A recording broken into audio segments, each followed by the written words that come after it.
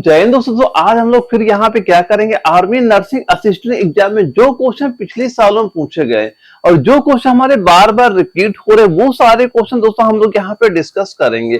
दोस्तों यहाँ पे ये जितने में क्वेश्चन करा रहा हूं, इसकी मैं पीडीएफ भी आपको प्रोवाइड करा रहा हूँ। साथ साथ ये मान चलना, ये सारे क्वेश्चन आपको अपने पेपर की पहले रिविजन जरूर वहां पे करके जाना है, क्योंकि यहाँ पे ये हमेशा हुआ कि जब भी आपके आर्मी के एग्जाम लगते हैं वहां पे आपके रिपीटेड क्वेश्चन बहुत ज्यादा पूछे जाते हैं। बस फर्क इतना ही रहता है, जैसे ये क्वेश्चन आपका पुणे जुडारू में आया था, अब ये हो सकता है आपका लखनऊ जुडारू में चला जाए, दानापुर जुडारू में चला जाए, या फिर जयपुर में पूछ लिया जाए। लेकिन रिपीट क्वेश्चन बहुत होते हैं और ये सारे आपके न्यू पैटर्न जो आपका टीसीएस एग्जाम करा रही है, उसी पैटर्न बेस में सारे आपके मैं क्वेश्चन यहाँ पे करा रहा हूँ। जैसे आपको पहला क्वेश्चन में ये आपसे पूछा जा रहा है कि ये बताना कि स्वतंत्र भारत के प्रथम राष्ट्रपति कौन थे, और ये इसका आंसर लगभग हर बच्चे को पता होगा, क्योंकि ऐसे क्वेश्चन आपके एग्जाम में वहां पूछे जाते हैं।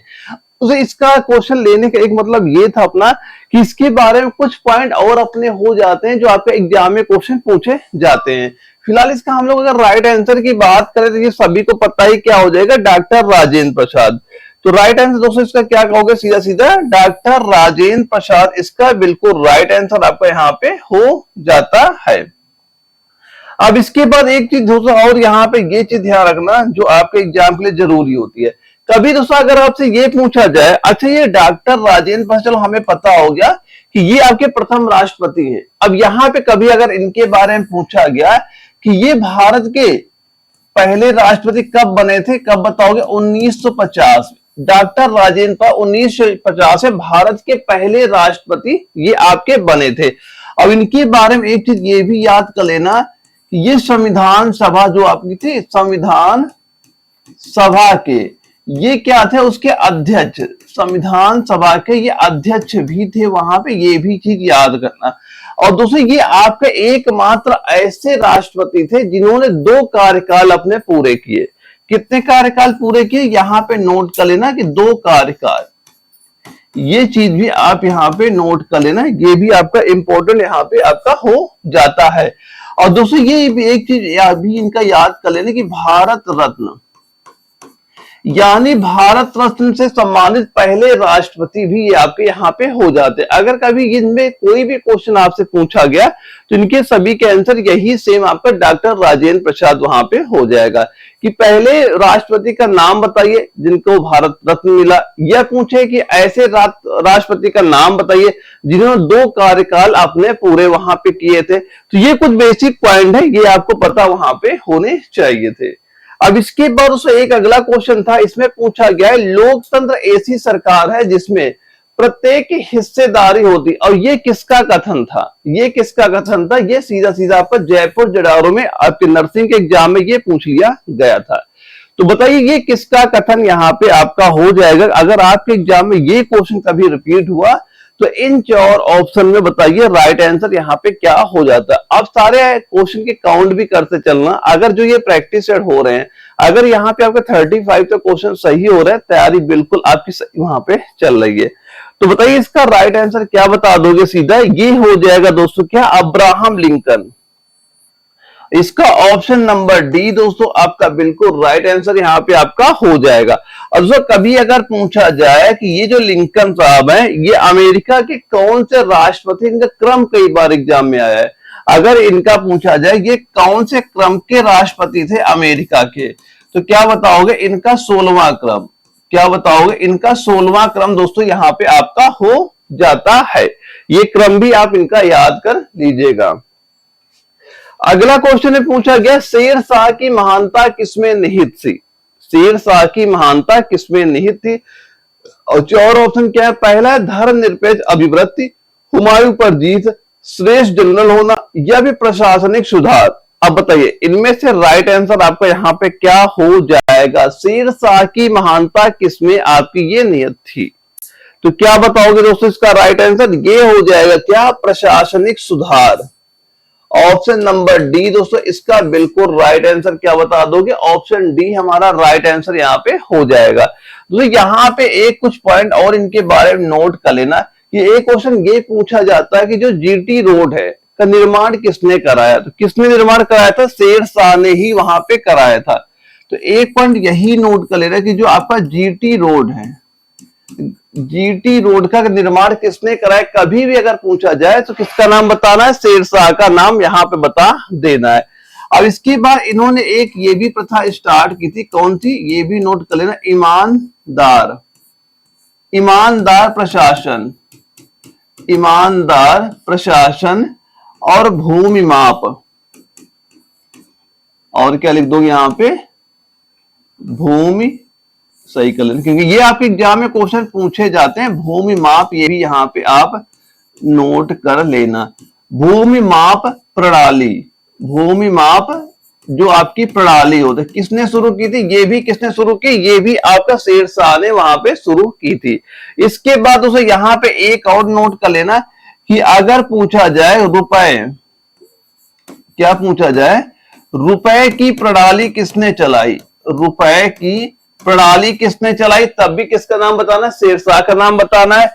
या फिर कभी दोस्तों अगर आपसे ये एक चीज पूछा गया कि थानों की व्यवस्था, थानों की व्यवस्था और डाक सेवा, एक और नोट करना, और डाक सेवा किसने शुरू की, ये भी शेरशाह सूरी ने वहां पे शुरू की थी।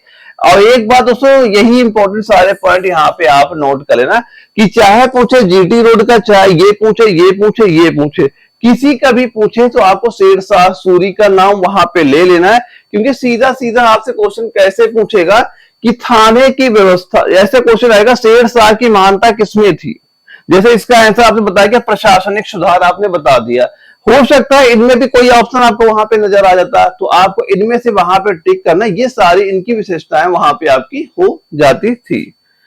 अब इसके बाद एक सवाल पूछा गया, नगदी रिजर्व अनुपात जो आपका CRR होता है, किस नीति का उपकरण है, ये आपका किस नीति का उपकरण है, ये हमसे यहां पूछा गया है। तो बताइए इस क्वेश्चन का राइट आंसर यहाँ पे क्या बताओगे अगर आपके एग्जाम में ये क्वेश्चन कभी रिपीट यहाँ पे होता है तो पहला है कर नीति, मौद्रिक नीति, राजकोषीय नीति या कृषि नीति। तो बताइए राइट आंसर यहाँ पे क्या हो जाएगा, तो सीधा सीधा हमें क्या राइट आंसर बताना है, ये दोस्तों आपका होगा मौद्रिक नीति। ऑप्शन बी इसका बिल्कुल राइट आंसर यहाँ पे हो जाता है। और दूसरी ये जो आपकी मौद्रिक नीति है, अगर पूछा जाए इसका निर्धारण कौन करता है, तो इसका निर्धारण में क्या बताओगे, इसका निर्धारण दोस्तों आपका आरबीआई कौन करेगा, आरबीआई वहां पे करता है। और दूसरी ये क्या होता है, ये बताओ CRR आखिर होता क्या है, तो यहाँ पे क्या बताओ, यह बैंकों के पास रखी जाने वाली एक आपकी अनिवार्य राशि होती है, क्या होती है, अनिवार्य राशि, ये मौद्रिक नीति के अंतर्गत आपका ये वहां पे आता है। और इससे मुद्रा आपूर्ति क्या क्या होता है, नियंत्रण भी वहां पे किया जाता है, और महंगाई पर भी नियंत्रण आपका वहां पे होता है। तो सीधा सीधा राइट आंसर क्या बता दोगे, इसका मौद्रिक नीति बता देना, और इसका नियंत्रण कौन करेगा, आरबीआई वहां पे आपका करता है।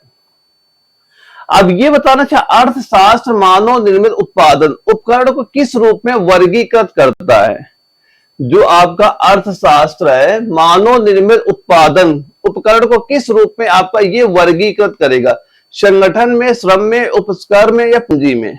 अब बताइए राइट आंसर यहाँ पे क्या हो जाएगा अगर आपके एग्जाम में ये क्वेश्चन वहां पे रिपीट हुआ तो क्या बताओगे दोस्तों, सीधा सीधा ये बताएंगे, हम तो बताएंगे क्या, पूंजी। ऑप्शन डी आपका राइट आंसर यहाँ पे आपका हो जाता है। दोस्तों जो आपका पूंजी क्या होता है, मानव निर्मित संसाधन होते हैं, मानव निर्मित क्या होते हैं, ये आपके संसाधन होते हैं, जैसे आपका मशीन हो गया, फैक्ट्री हो गया, औजार हो गया, ये सारे सारे आपके पूंजी में ही आते हैं। जैसे कि कोई फैक्ट्री खोलता है, पूछा कि भाई इसमें पूंजी क्या क्या है, भाई उसमें पूंजी से यानी सब चीज उसमें काउंट होगा, चाहे मशीन हो या कुछ भी वहां पे माल, कुछ भी आपका जितने भी सामान होंगे वो सारी सारी आपकी पूंजी में आती है। यानी तभी कहते हैं जितनी ज्यादा पूंजी निवेश होती है उतनी ज्यादा क्या होता है, उत्पादन वहां पे हमारा होता है। तो इसका राइट आंसर क्या बताओगे आप, पूंजी आप बता देना, ऑप्शन नंबर डी आपका राइट आंसर यहाँ पे हो जाएगा। दोस्तों ये सारे आपके वो क्वेश्चन हैं जो हमारे आर्मी नर्सिंग असिस्टेंट के जो पेपर होते हैं वहां पे क्या क्या क्वेश्चन पूछे गए, वो सारे मैं क्वेश्चन की यहाँ प्रैक्टिस करा रहा हूँ। आप सारे अच्छे ये क्वेश्चन जरूर इनका रिवीजन करिएगा। क्योंकि आप जब भी पेपर देने जाओगे आपके एग्जाम में यहाँ से क्वेश्चन आपको जरूर वहां पे दिख जाएंगे। और एक बात दोस्तों ये भी याद कर लेना, जो मैंने कंप्लीट नोट्स आपको ऑलरेडी प्रोवाइड कराई रखे हैं, जिसमें all subject complete notes hand writing भी आपके मिल जाएंगे। साथ साथ दोस्तों आपके 2000 से 2024 तक जो आपके प्रीवियस ईयर क्वेश्चन पूछेंगे वो सारे भी मैंने आपको प्रोवाइड करा रखे हैं। अगर जिन बच्चों ने अभी तक ये नोट्स ना लिए, भाई नोट्स ले लेना, घर बैठ के तैयारी करो। इसके अलावा कुछ भी आपको पढ़ने की जरूरत नहीं। और जब भी आपका एग्जाम लगेगा इसके बाहर कोई क्वेश्चन नहीं जाएगा, जिसमें आपके आल सब्जेक्ट के यहाँ पे नोट्स आपको मिल जाएंगे। और साथ ही साथ आपको 2000 से 2024 तक के सारे प्रीवियस ईयर क्वेश्चन आपको वहां पे देखने को मिल जाएंगे। और ये सारे कंप्लीट नोट्स भी मैंने आपको एप्लीकेशन अपलोड कर दिए हैं, वहां से आप डाउनलोड वहां पे कर लीजिएगा। सारे नोट्स आपको एप्लीकेशन मिल जाएंगे, सीधा प्ले स्टोर पे एनए वाला सर्च करना, एप्लीकेशन आ जाएगा, नोट्स आपको वहां पे दिख जाएंगे। अब इसके बाद दोस्तों एक क्वेश्चन पूछा गया, भाई जिला कलेक्टर का पद, जिला कलेक्टर का पद कब स्थापित किया गया? भाई जिला कलेक्टर जो आपकी पद होता है इसकी इंपॉर्टेंस तो आज भी काफी ज्यादा यहाँ पे है, लेकिन हमें ये पूछा गया है कि ये कब इसका पद स्थापित किया गया है। जो हम लोग बोलते भाई डीएम साहब आ रहे हैं ना, बताया एसडीएम साहब आ रहे हैं, ये पद आपका कब स्थापित वहां पे किया गया था? ये आपके 4 सन दिए जा रहे हैं। अब बताइए राइट आंसर यहाँ पे आपका कितना हो जाएगा?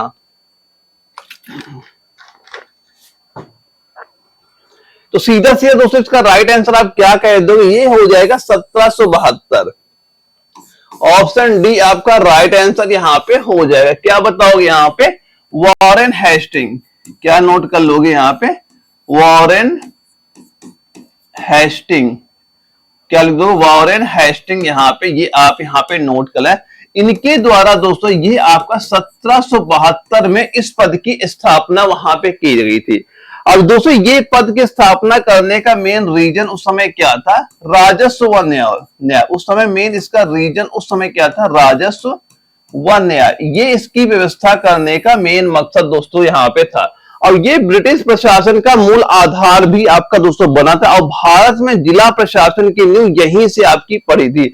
और ये दोस्तों जो आपकी पोस्ट थी तब से लेके आज तक ये वहां पे चली आ रही। 1772 से लेके आज तक इस पद की काफी इंपॉर्टेंट वहां पे आपकी हो जाती है। दोस्तों ये नाम जरूर याद कर लेना वॉरेन हेस्टिंग का, क्योंकि ये भी क्वेश्चन पूछा गया था एक बार कि जो आपका डीएम, ये जो डीएम पूछे या जिला कलेक्टर का पूछे कि ये पद किसके द्वारा बनाया गया था, तो ये भी नाम यहाँ पे याद कर लीजिएगा। इसके बाद एक सवाल में ये हमसे पूछ रहा है वहां पे, कृषि से भारतीय औद्योगिक विकास को कैसे बढ़ावा मिलता है? ये बताओ, कृषि से भारतीय औद्योगिक विकास को कैसे बढ़ावा मिलेगा? ये 4 ऑप्शन दिए गए हैं। अब इनमें से हमें बताना है कि राइट आंसर आपका यहाँ पे कितना हो जाएगा इस क्वेश्चन का। तो क्या बताओगे? सीधा सीधा दोस्तों, श्रमिकों को रोटी और कपड़ा मुहैया कर, हाँ बिल्कुल सही बात है भाई। औद्योगिक उत्पादन के लिए बाजार खोलकर, ये भी बात सही है। कच्चे माल की आपूर्ति करके, ये भी सही है। उपयुक्त सभी, हाँ बिल्कुल। ऑप्शन नंबर डी आप बता दोगे क्या? उपयुक्त सही आपका बिल्कुल राइट आंसर यहाँ पे हो जाएगा। क्या पूछा गया है? कृषि से भारतीय औद्योगिक विकास को कैसे बढ़ावा मिल सकता है? भाई ये तीनों बातें आपकी यहाँ पे सही की जा रही है। हम क्या बताएंगे ऑप्शन इसका राइट? उपयुक्त सभी, सारी बातें आपकी यहाँ पे सही हो जाती है। एक सवाल में ये पूछा गया है, किस दिल्ली सुल्तान ने कठोर नीति अपनाई थी? किस दिल्ली सुल्तान ने कठोर नीति अपनाई थी? ये हमसे पूछा जा रहा है। 4 ऑप्शन क्या दिया गया है? पहला है गियासुद्दीन तुगलक, दूसरा है बलबन, तीसरा है इल्तुतमिश और चौथा है अलाउद्दीन खिलजी। तो बताइए किस दिल्ली सुल्तान ने कठोर नीति यहाँ पे अपनाई थी? वैसे अभी तक काफी बच्चे यहाँ पे राइट आंसर दे रहे हैं। दोस्तों यहाँ पे जो मैं क्वेश्चन करा रहा हूँ अच्छे से तैयार जरूर करिएगा। आप ये मान चलना कि आप प्रैक्टिस सेट पे बैठे हुए हो, या भी मान लो भाई हम एग्जाम हॉल में ही बैठे हैं। आपको ऐसे क्वेश्चन ये सॉल्व करना है कि आपके सामने क्वेश्चन आ रहे हैं, आप पेपर में बैठे हो। अब बताओ राइट आंसर यहाँ पे कितने हो रहे हैं? तो क्या बताओगे दोस्तों? यहाँ आप बताओगे सीधा सीधा बलबन का नाम। ऑप्शन बी आपका राइट आंसर यहाँ पे हो जाएगा। क्योंकि दोस्तों जो आपका बलबन था, बलबन ने न्याय और शक्ति की नीति अपनाई थी। और यहां तक ये था, बलबन ने यहां तक ये कह दिया था कि उसका जब भी वहां पे दरबार लगता था, दरबार में कोई हंसी मजाक तक वहां पे नहीं होती थी। अगर कोई वहां पे गलती से हंस देता था, मुस्कुरा देता था, तो भाई उसे वहां पनिशमेंट भी वहां पे आपको दी जाती थी। तो क्या राइट आंसर बताओगे? सीधा सीधा बलबन। आपको ऑप्शन नंबर बी हमारा राइट आंसर आपको यहां बता देना है। अगले सवाल में पूछा गया है विश्व का सबसे छोटा महासागर। तो क्या पूछा गया है? सबसे छोटा महासागर बताओ कौन सा है? बड़ा पता है प्रशांत महासागर, छोटा महासागर को बताइए कौन सा है? बताओ, प्रशांत होगा, अटलांटिक, आर्कटिक, हिंद, कौन सा सबसे छोटा महासागर आपका हो जाएगा? तो किसका नाम हम लोग बताएंगे? सीधा सीधा यहां बताएंगे, क्या? आर्कटिक। क्या है? आर्कटिक महासागर। ऑप्शन नंबर सी आपका राइट आंसर यहां पे हो जाता है। और दोस्तों जो आपका आर्कटिक महासागर, ये सबसे छोटा और ये सबसे उथला महासागर भी दोस्तों इसे आपका कहा जाता है। छोटा बोल या उथला महासागर भी आपका ये बोला जाता है। और ये कहां पे आपका स्थित हो जाएगा? आप बताओगी। आपका जो उत्तरी ध्रुव होता है, उत्तरी ध्रुव पे दोस्तों ये आपका स्थित हो जाएगा। और दोस्तों ये ज्यादातर क्या होता है आपका बर्फ से, ये बर्फ से आपका ढका रहता है, बर्फ से आपका ढका रहता है। जैसे कहां पे है ये आपका? जैसे रूस हो गया, रूस, कनाडा, नॉर्वे, इसके किनारे पे दोस्तों आपके बसे हुए, और इसमें तेल और गैस के बहुत ज्यादा भंडार भी आपके पाए जाते हैं। किसमें? आपके आर्कटिक महासागर में। तो ये कुछ बेसिक पॉइंट हो जाते हैं आपके आर्कटिक महासागर को लेके वहां पे। एक सवाल में ये हमसे पूछा जा रहा है कि ये बताओ, अच्छा जो आपका WTO यानी विश्व व्यापार संगठन का मुख्यालय कहां पे है? अब ये बताना इसका मुख्यालय कहां पे आपका स्थित वहां पे हो जाता है।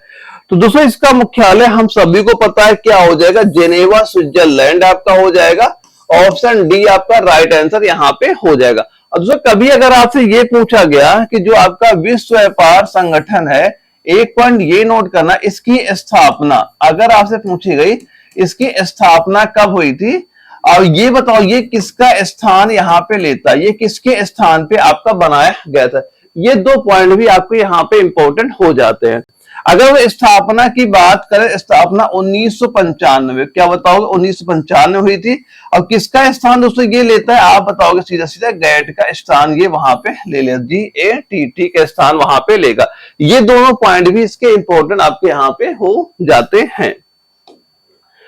चलिए एक क्वेश्चन बताना मैथ का, यहां से हमारी मैथ स्टार्ट होगी। 5 क्वेश्चन मैथ के आते हैं दोस्तों। मैथ आपकी बिल्कुल नॉर्मल आती, कैलकुलेशन आपकी यहाँ पे होनी चाहिए। दोस्तों मैं इसका बेसिक मेथड आपका मैथ का बताऊंगा, क्योंकि मुझे भी पता है कि जो बायोलॉजी वाले बच्चे होते हैं थोड़ी मैथ उनकी वीक वहां पे होती है। तो इसका हम लोग क्या जानेंगे, जो आपका बेसिक मेथड है उससे हम लोग समझने की ट्राई करेंगे, ताकि अगर आप एक बार समझ गए हो तो आप एग्जाम में जब भी क्वेश्चन आएगा ये आपके पेपर से वहां बाहर नहीं जाएगा। पहले एक बार सवाल ध्यान से पढ़ लीजिए, फिर हम इसे सोल्व कराते हैं कैसे आप इसका आंसर यहाँ पे ला सकते हो। जो क्या दिया गया है, एक बल्लेबाज 17वीं पारी में 87 रन बनाता है और इस प्रकार उसका औसत 3 रन बढ़ जाता है। तो 17वीं पारी के बाद उसका औसत क्या यहाँ पे हो जाएगा? 17वीं पारी के बाद उसका औसत क्या हो जाएगा? ये चीज हमसे यहाँ पूछी जा रही, कैसे सोल्व करो ध्यान देखना। यहां बोला गया एक बल्लेबाज 17वीं पारी में 87 रन बनाता है। तो पहले ये बताओ कि ये 17वीं पारी के पहले कितनी पारी रही होंगी? 16। हम ये मान लेते हैं, यहां पे एक वर्ड लिख देना, आप ये लिखो माना 16 पारियों का, आप लिखो माना 16 पारियों का औसत मान लो, या एवरेज हमने मान लिया, x आपका यहां मान लिया, ठीक है, कि आपने माना कि 16 पारियों का औसत आपका x यहां पे हो गया। अब ये बताओ, अच्छा अब यहां पे 16 पारियों का योग क्या हो जाएगा?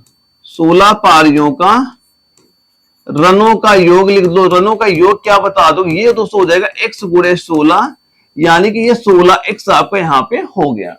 अब क्या बताया जा रहा है, फिर बोला गया है कि वो 17वीं पारी में 87 रन बनाते हैं, 87 पर 87 रन बनाते हैं और इस प्रकार उसका औसत 3 बढ़ जाता है। यानी कि हमें ये पता है कि ये जो 17 पारियों का औसत कितना हो जाएगा। अगर 16 पारियों का x है तो ये बताओ 17 पारियों का 17 पारियों का औसत कितना हो जाएगा? जो आपका औसत यहाँ पे दिया गया उसमें आपका 3 यहाँ बढ़ जाएगा, क्योंकि यही सीधा सीधा दिया जा रहा है कि 3 आपका यहाँ पे बढ़ जाता है। अब हमें ये बता दो अच्छा, और ये भी पता है कि 17वीं पारी रन कितने बन रहे हैं आपके, 87 रन बन रहे हैं। तो ये बताओ हमें कि 17 पारियों का औसत कितना है। ये अब हमसे क्या सवाल में क्या पूछा गया, 17वीं पारी के बाद उसका औसत बता दो। सबसे पहले हम x का मान निकालें, जो भी x का मान आपका निकलेगा उसमें आप जैसे 3 जोड़ोगे तो आप ये निकाल सकते हो कि 17 पारियों का औसत आपका वहां पे कितना हो गया। कैसे सोल्व करोगे, ध्यान से यहां पे देखिएगा। तो पहले तो ये बताओ आप कि 17 पारियों का जो आपका औसत है, हम यहां पे क्या लिख सकते हैं, आप ये लिख सकते हो। तो 16 पारियों का योग कितना है आपका, 16x है, तो हमने लिखा यहां पे 16x और प्लस का 17 पारी रन कितने हैं, आपने लिखा 87 अब बटे क्या कर दोगे, बटे आप यहां पे कर दो 17 पारी औसत निकाला जा रहा है। अब ये किसके बराबर हो जाएगा, क्योंकि 17 पारियों का औसत हमने कितना माना, x + 3 आपने यहां माना है। अब यहां पे इसे सोल्व करके हम क्या करेंगे, सीधा सीधा x का मान यहां पे निकालेंगे। जो भी हमारा x का मान आएगा उसमें हम 3 जोड़ देंगे, आपका आंसर यहां पे निकल के आ जाएगा। तो इसे गुणा कर लो, कितना आपका यहां पे हो जाएगा, देखिए 87 है, यहां पे आप कितना हो जाएगा गुणा करेंगे तो यहां देखो 16x ये आपका लिखा है, प्लस का ये 87 लिखा हुआ है, बराबर ये 17 इसे गुणा हो जाए कितना हो जाएगा, 17x हो गया, ये हो गया आपका 51 यहाँ पे दोस्तों आपका हो गया।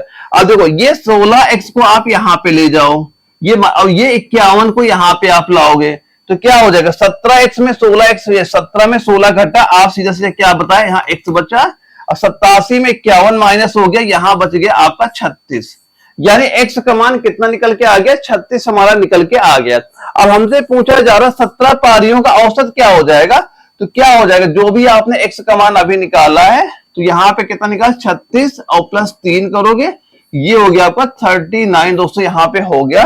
तो सीधा सीधा क्या कह दोगे आप, ऑप्शन नंबर डी दोस्तों इसका बिल्कुल राइट आंसर हमारा यहाँ पे हो जाएगा। एक बार इसका दोस्तों स्क्रीनशॉट ले लीजिएगा, बाद में प्रैक्टिस करिएगा कैसे इसके आंसर आपके वहां पे निकल के आ सकते हैं। इसके बाद दोस्तों आपका एक अगला सवाल था, इसमें क्या आपसे पूछा जा रहा, ध्यान से यहाँ पे देखिएगा। क्या दिया गया सीधा कि 1 3 5 7 9 11, और ये मान लो कहां तक संख्या दी गई, 25 तक आपकी दी जा रही है। इन संख्याओं का बताइए औसत आपका क्या है, इन संख्याओं का क्या बताना है औसत, यानी 1 2 3 4 5 9 11 इन संख्याओं का औसत क्या होगा। दो औसत बराबर हमें पता है कुल पदों का योग बटे कुल पदों की संख्या होता है। तो पहले आप ये करिए, यानी 1 से लेके 25 यहां तक के आप क्या निकाल लोगे, ये निकालो योग कितना है। तो जितना भी आपका योग निकलेगा लास्ट में जो संख्या आपकी दी जा रही है उससे आप क्या कर दो, डिवाइड कर दोगे, तो यहां से आपका औसत आपका निकल आएगा। देखो कैसे सॉल्व करोगे, तो यहां पे हम ये मान चलते हैं, एक फार्मूला आपका होता है कि आपका n पदों का योगफल का क्या फार्मूला होता है, n बटे 2 2a plus n minus 1 into D, ये आपका दोस्तों एक फार्मूला आपका यहाँ पे होता है। अब जो यहाँ पे देखो क्या होता है, n क्या होता है, जो आपकी पदों की संख्या, कितने पद है हमारे 25 है, और यहाँ पे दोस्तों आपका a क्या होता है, जो आपकी पहली संख्या होगी ये a हो गया, और d क्या होता है दोस्तों, इनमें जो डिफरेंट है, यानी 3 से आपका 5 हुआ, 7 से आपका 9 हुआ, 9 से 11, इनका अंतर क्या दोस्तों आपका 2 2 यहाँ पे दिया जा रहा है। ये क्या हो जाएगा, जो डिफरेंट है वो 2 आप डी की जगह रख दोगे, तो सारे मान आप वहां पे रखोगे, यहाँ पे निकल के आ जाएगा 25 पदों का योग आप यहाँ पे निकाल लोगे। निकालिए कैसे निकालोगे, n का मान क्या है 25 है, तो यहाँ पे हमने क्या कर दिया 25 बटे आप यहाँ पे 2 कर दोगे बराबर, और यहाँ पे एक ब्रैकेट क्या लिखो 2a, और a का मान कितना आपका 1 है, तो 2 गुणे 1 करोगे कितना हो जाएगा, ये आपका 2 ही लिख गया, 2 लिख दिया हमने प्लस, अब n माइनस 1, n कितना 25 से 1 माइनस किया 24 हो गया, यहाँ पे लिखा हमने 24, और d कितना, d डिफरेंट कितना आपका 2, ये आप सॉल्व कर लो आपका आंसर आ जाएगा। यहाँ पे क्या हो जाएगा दोस्तों 25 बटे 2, इस ब्रैकेट में क्या लिख दोगे यहाँ पे 2 प्लस 24 गुणे 2 करो कितना आ जाएगा, यहाँ पे ये कितना हो जाएगा 48 आपका हो जाएगा, 24 गुणे 2 कर दो, 24 गुना 48 हो गया, 48 में हम 2 जोड़ दिया, कितना कर दिया, यहाँ सीधा सीधा हमने लिख दिया 50, सारा कुछ जोड़ के करो कितना आ गया, ये आपका हो जाएगा 50 आ जाएगा यहाँ पे अंदर, ये हो गया 50। अब इससे 2 से काटा कितना हो गया आपका 25, अब 25 गुणे 25 करो, कितना आ गया 625 आपका दोस्तों, ये निकल के आ गया।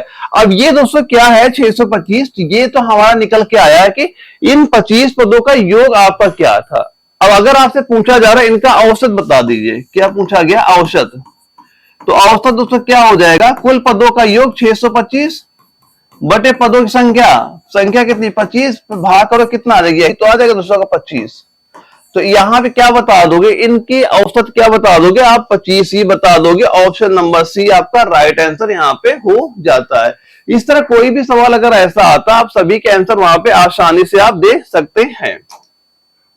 अब एक सवाल दोस्तों आपसे ये चीज पूछी जा रही है, किसी वस्तु का 25% की छूट पर 3600 में बेचा गया, उसका अंकित मूल्य बता दीजिए, क्या वहां पे हो जाएगा, अंकित मूल्य क्या आपका हो जाएगा। ध्यान से देखो, तो यहां पे आपका क्या होता है, हमने ये माना अगर आपका अंकित मूल्य पहले क्या था 100 था, स्टार्टिंग में अगर आपका अंकित मूल्य 100 था, अब इसे 25% छूट दे दी, तो कितने का आपने बेचा, आपने बेचा 75% का, ठीक है। अब यही बताया गया 25% छूट पर वो 3600 में बेचा गया, तो ये 75% आपका किसके बराबर दिया गया है, ये दिया गया 3600 के बराबर आपका दिया गया है। तो ये बताओ अच्छा उसका अंकित मूल्य यानी 100% का मान बताना है, कितना आपका हो जाएगा। तो यहां पे 1% बताओ क्या हो जाएगा, ये हो जाएगा आपका 3600 बटे 75। अब यहां पे अगर 100% बराबर ये कितना हो जाएगा, तो ये दोस्तों आपका हुआ 3600 बटे 75, और गुणे यहां पे कर दोगे आप 100। अब इसे सॉल्व करो, 25 से काटा, 25 से 75, 25 चौका 100 हुआ, 3 एक के 3, 3 दून 6, और बढ़ चुके यहाँ पे कितना 4800 यहाँ पे आपका हो गया। तो अंकित मूल्य दोस्तों क्या बता दोगे, सीधा सीधा इसका हो जाएगा 4800 रुपए अंकित मूल्य हो जाएगा, यानी सीधा सीधा आपका ऑप्शन नंबर ए इस क्वेश्चन का बिल्कुल राइट आंसर यहाँ पे हो जाता है। मैथ दोस्तों बिल्कुल आपकी नॉर्मल आती है, बस अगर कैलकुलेशन आपकी सही है सारे आंसर बड़ी आसानी से वहां पे आप दे सकते हैं। अब एक सवाल में ये भी पूछा जा रहा है, बिल्कुल इजी सवाल है, इसमें देखो क्या दिया गया है, एक दुकानदार टीवी सेट पर 12% की छूट देता है, यदि एक टीवी सेट का अंकित मूल्य आपका 6500 है, तो उसका विक्रय मूल्य बताओ क्या आपका यहाँ पे हो जाएगा। एक दुकानदार टीवी सेट पे 12% की छूट देता है, यदि एक टीवी सेट का अंकित मूल्य आपका इतना दिया गया, उसका विक्रय मूल्य बता दो। तो बिल्कुल सिंपल, कुछ है ही नहीं इसमें, क्या दिया गया देखो, पहले मूल्य कितना है 6500, ठीक है। अब 12% भैया उसमें डिस्काउंट दे दोगे, कितना बेचोगे 88% का बेचोगे भाई, इसका आप 88% सीधा सीधा आप निकाल दो, इसका क्या निकाल दो आप 88% यहां पे निकालो, कितना निकल के आ जाएगा, ये हो जाएगा 5720, 5720 आपको यहाँ पे हो जाता है।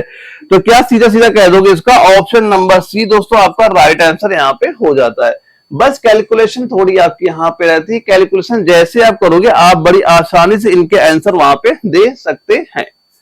अब दोस्तों एक मैथ का सवाल और आपका आता है, इसमें यह पूछा गया है कि एक विक्रेता ने लागत मूल्य 30% की वृद्धि करके 286 का अंकित मूल्य तय किया, फिर 10% की छूट में बेचा, तो लाभ का परसेंटेज बताओ क्या होगा। तो लाभ का परसेंटेज निकालने के लिए हमें क्रय मूल्य और विक्रय मूल्य ये दोनों चीजें हमें पता होनी चाहिए, तभी आप लाभ का परसेंटेज वहां पे आप निकाल सकते हो। तो यहाँ पे हम लोग क्या करेंगे, सबसे पहले क्रय मूल्य इसका क्या है, विक्रय मूल्य क्या है, ये हम लोग यहाँ पे निकालेंगे।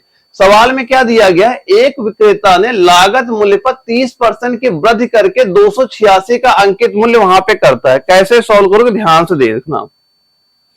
देखो हम ये मान चलते हैं कि 30% की जब वृद्धि हुई थी तो ये 30% ये 286 के बराबर आपका यहां पे हो गया। तो यहां पे आप ये मान चलते हैं कि अंकित मूल्य इसका जब 30% वृद्धि हुई थी तो यहां पे हमने लिखा 130 आपने लिख दिया 130%, ठीक है। अब यही आपका 130% ये किसके बराबर दिया गया है, 286 के बराबर दिया गया है। अब यहां पे ये बताओ, अच्छा अगर ये 130% आपका 286 के बराबर है तो पहले से ये बताओ क्रय मूल्य क्या होगा, क्योंकि जो आपका क्रय मूल्य होता है ये आपका 100% यहां पे होता है।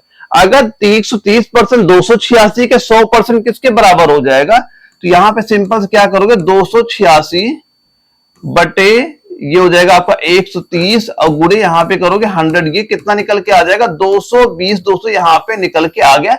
ये हो गया हमारा कास्ट प्राइस यानी क्रय मूल्य आपका हो गया।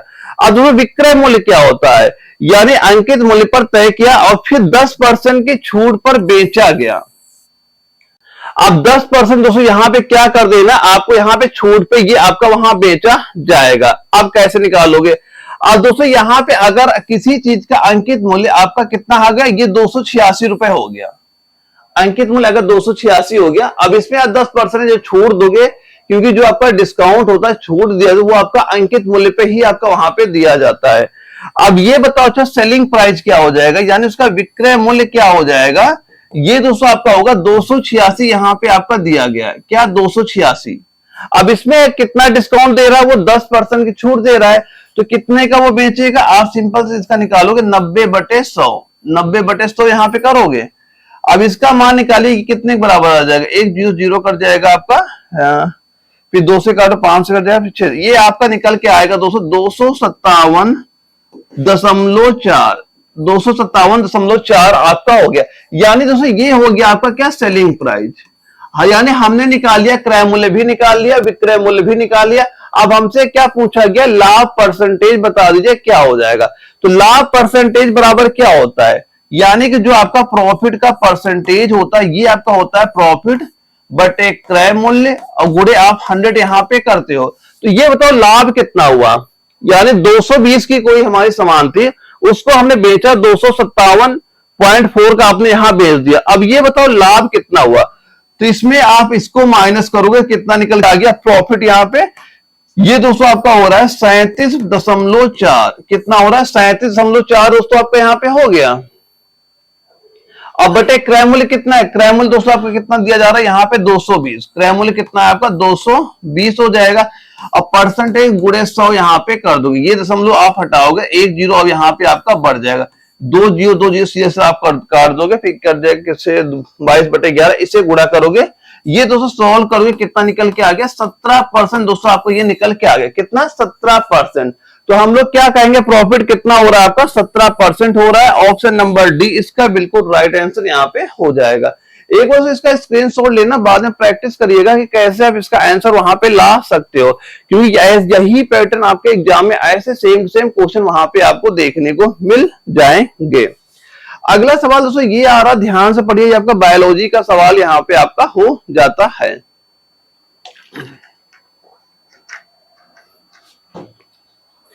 इसमें क्या दिया जा रहा है दोस्तों, सीधा सीधा बोला गया प्राथमिक उपभोक्ता कौन है। अब ये बताइए अच्छा, प्राथमिक जो आपके उपभोक्ता कौन होते हैं, ये 4 ऑप्शन हमारे यहाँ पे दिए जा रहे हैं, जो कि आपका लखनऊ JRR में क्वेश्चन पूछा गया था। तो ये आपके प्राथमिक क्या बोला गया, प्राथमिक उपभोक्ता। दोस्तों प्राथमिक उपभोक्ता कौन से, वो होते हैं कि जो मान लो, पहले इसमें आंसर बताइए क्या आपका हो जाएगा, कि प्राथमिक उपभोक्ता कौन हो जाएंगे, मुर्दाखोर होंगे, मृतजीवी होंगे, मांसाहारी होंगे या शाकाहारी होंगे। तो क्या बताओगे जो आपके प्राथमिक उपभोक्ता होते हैं, क्या बता दोगे, ये आपके हो जाएंगे दोस्तों शाकाहारी। ऑप्शन नंबर डी आपका राइट आंसर हो जाता है। यानी दोस्तों शाकाहारी आपके वो जीव होते हैं जो प्रत्यक्ष रूप से पौधों को उपभोग करते हैं। ये जैसे वह गाय हो गया, बकरी हो गई, ये किस में आते हैं, ये सारे आपके शाकाहारी में ही वहां पे आते हैं, क्योंकि ये प्रत्यक्ष रूप से किसको उपभोग करते हैं, ये आपका जो पौधे होते हैं उनका ही यूज, जैसे गाय हो गया, ठीक है, मैंने अभी एग्जाम्पल आपको वहां पे दिया ही थे। अब इसके बाद उसको ये बताना, अच्छा ये जो मृत जीवी होते हैं, ये मृत जीवी कौन से होते हैं, ये दोस्तों वो होते हैं कि जो आपके द्वितीयक उपभोक्ता होते हैं।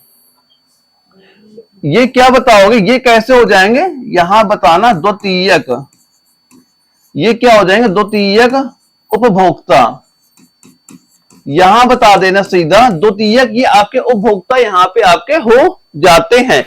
ये सारे जो भी चीजें मैं बता रहा हूं ये आप नोट करना, क्योंकि ये आपके वो क्वेश्चन है जो हमारे एग्जाम में रिपीट हुआ करते, बार बार आपकी ये आया वहां पे करते हैं। अब इसके बाद उसको यहाँ पे एक एक, जैसे यहाँ पे दिया मांसाहारी, अब मांसाहारी सभी को पता है कौन से जीव होते हैं, जो मांस खाते हैं वो मांसाहारी होते हैं। बस यहाँ पे आपको ये चीज याद करना कि प्राथमिक उपभोक्ता कौन होते हैं। तो ये बताओ ये क्या होते हैं आपके, जो आपके शाकाहारी। अब दोस्तों यहाँ पे एक सर्वाहारी भी आता है, तो सर्वाहारी में दोस्तों कौन से जीव आते हैं, जो आप मांस और दोनों चीजें खाते हैं, वो किसमें आते हैं, मांसाहार, वो सर्वाहारी में। जैसे कभी अगर क्वेश्चन पूछा जाए कि जो मानव है, जो इंसान है, ये किसमें आता है, तो दोस्तों ये आपका सर्वाहारी में आता है। कुछ लोग क्या होते हैं, शाकाहारी भी होते हैं, कुछ मांसाहारी होते हैं, यानी दोनों चीजें वहां पे खाते हैं, तो ये किसमें आते हैं, सर्वाहारी। तो इंसान वाले का कभी अगर क्वेश्चन पूछा जाए तो आपको सर्वाहारी वहां पे आपको बता देना है। एक सवाल दोस्तों ये आपसे पूछा जा रहा है कि ये बताना हमें, निम्नलिखित में से क्या पारिस्थितिकी तंत्र का जैविक घटक नहीं है। क्या पूछा गया, निम्नलिखित में से क्या पारिस्थितिकी तंत्र का जैविक घटक नहीं है। जहां पे ये 4 ऑप्शन आपके दिए गए थे जब आपको ये जबलपुर जडारो में क्वेश्चन हमारा पूछा गया था। तो बताइए इसका राइट आंसर क्या हो जाएगा इस क्वेश्चन का आपका यहाँ पे। तो इसके 4 ऑप्शन क्या दिए गए, मेढक है, पुष्प है, कीट है, मृदा है। तो क्या आंसर हम लोग बताएंगे, अगर हमारे पेपर ये क्वेश्चन पूछा गया तो सीधा सीधा क्या बताना, आपको मृदा बताना है। ऑप्शन डी आपका राइट आंसर हो जाएगा, क्योंकि दोस्तों जो मृदा होती है किसमें आती है, आपका अजैविक। मृदा किसमें आएगी आपकी, ये अजैविक घटक। मृदा किसमें आएगी, अजैविक घटक में दोस्तों आपकी ये वहां पे आ जाती है। और दोस्तों यहाँ पे 2 चीजें और आपसे पूछी जाती हैं। एक आपसे ये पूछता है जीवित घटक, एक ये बताओ आप जीवित घटक बता दीजिए, एक ये बताना आप क्या गैर जीवित। गैर जीवित, गैर जीवित घटक, ये इसमें दोस्तों क्या क्या आपके आते हैं। तो दोस्तों जो आपका जीवित घटक हम सभी को पता है, जैसे क्या बता दोगे आप, जैसे पौधे, पौधे किसमें आएंगे, जीवित घटक में आते हैं। या फिर दोस्तों आपके जानवर हो गए, जानवर हो गए, या दोस्तों आपके कीट है, ये सारे किसमें आते हैं, आपके जीवित घटक में आ जाते हैं। और यहाँ पे गैर जीवित घटक में क्या आता है, जैसे आपका मृदा, या फिर दोस्तों बताया जल, या फिर आपने बताया ताप, ये किसमें आते हैं, गैर जीवित घटक में दोस्तों आपके ये वहां पे आते हैं। और मृदा क्या आ जाएगी, आपका अजैविक घटक हो जाएगा। इसका ऑप्शन नंबर डी हमारा राइट आंसर आपका हो जाता है। एक क्वेश्चन दोस्तों ये आपसे पूछा जा रहा है कि एक यौन संचारित जानलेवा बीमारी आपकी कौन सी यहाँ पे होती, ये 4 ऑप्शन आपके दिए गए हैं। और इसका भी आंसर लगभग हर बच्चे को पता ही होगा, क्या हो जाएगा, ऑप्शन नंबर सी दोस्तों आपका बिल्कुल राइट आंसर यहाँ पे हो जाएगा। जो कि क्वेश्चन आपका कहाँ पूछा गया था, ये आपका लखनऊ जडारो में आपका पूछा गया था। इसके बाद दोस्तों जो आपका ये मलेरिया हो गया, पीलिया हो गया, टाइफाइड हो गया, मलेरिया, पीलिया, टाइफाइड, ये क्या हो जाते हैं, ये आपके यौन रोग वहां पे आपके नहीं होते हैं। ऑप्शन सी इसका राइट आंसर आप वहां पे बता देंगे।